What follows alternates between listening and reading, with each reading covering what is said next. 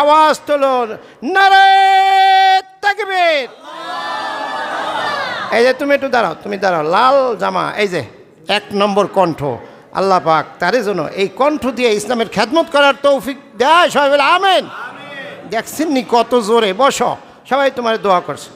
এইভাবে আওয়াজ দিবে, আল্লাহু আকবার বলো, সুবহানাল্লাহ বলবা, আল্লাহু আকবার। ছোট শিশুদেরকে আপনারা এরকম আল্লাহু আকবার বলে উৎসাহিত করবেন।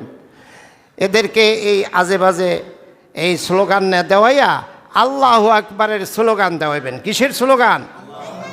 আল্লাহু আকবার। সম্মানিত হাজিরিন, তাহলে মানুষ ঈমান আনার পর, ঈমানের স্কুলে ভর্তি হওয়ার পর যে প্রথম পরীক্ষা, সেই পরীক্ষার নাম কি? আল্লাহর নবী ইন্তেকালের আগে শেষ কথা কি বলেছেন? নামাজ, নামাজ, আমার উম্মতেরা নামাজ।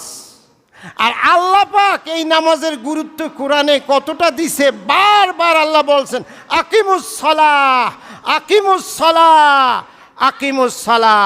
নামাজ কায়েম করো, নামাজ কায়েম করো, নামাজ কায়েম করো।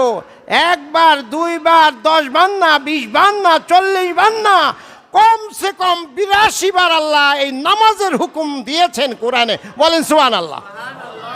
কতবার? কতবার? 82 বার, মিনিমাম 82 বার। আচ্ছা, আল্লাহর কথা এতই কি গুরুত্ব কম যে মানুষ শুনবো না? মানুষ শুনানের লাগিয়া ওনার 82 বার